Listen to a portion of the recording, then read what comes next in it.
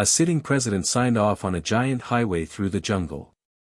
A construction giant paid him $35 million to make sure he did.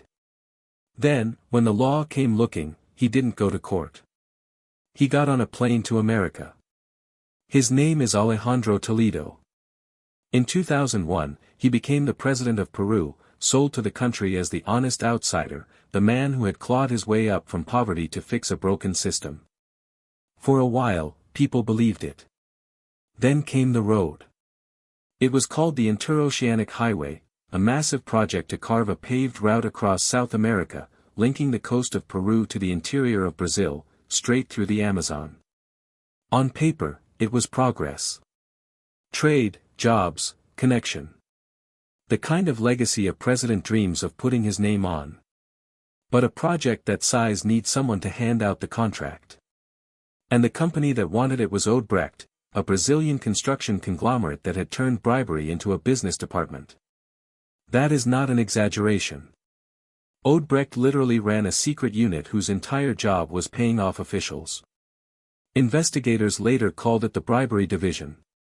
A team, a budget, a spreadsheet, for corruption.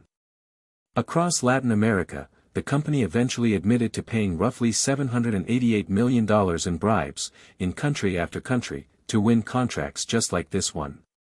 Peru was one of those countries. And Toledo, prosecutors said, was one of those officials.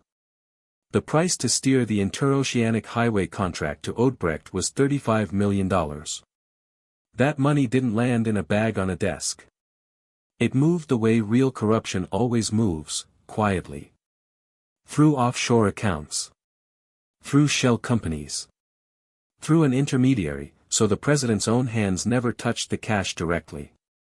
For years, it worked. Toledo finished his term, kept his reputation, and moved on. The road got built. The money got hidden. And the story stayed buried under the concrete. Until the whole thing came apart. When Brazilian investigators cracked open Odebrecht in the Lava Jato, the car wash, investigation, the company started naming names to save itself. And the paper trail led straight back to Peru, and straight back to Toledo. Here is where the story tells you exactly who he really was.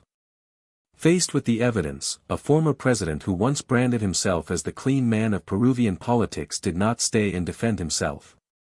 He was living in the United States.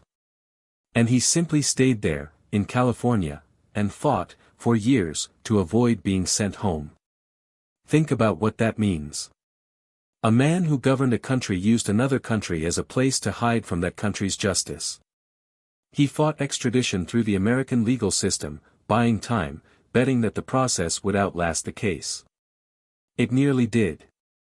But it didn't. Eventually, he was extradited back to Peru to face trial.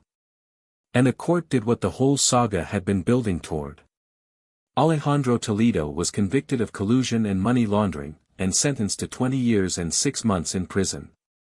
Now here is the part the headlines skip. The reason a story like this matters isn't the one crooked president. It's the machine behind him.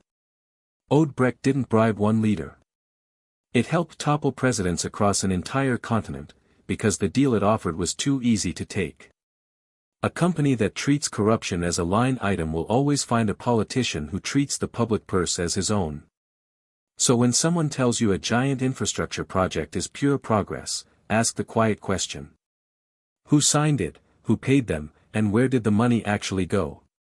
Because the road across the Amazon got built. It's real, it's there. But the price of it wasn't just concrete and steel. It was a president who sold his signature, and then tried to outrun the bill. This is commentary and opinion, for educational purposes. This is unfiltered reality. Subscribe for the stories hidden in plain sight.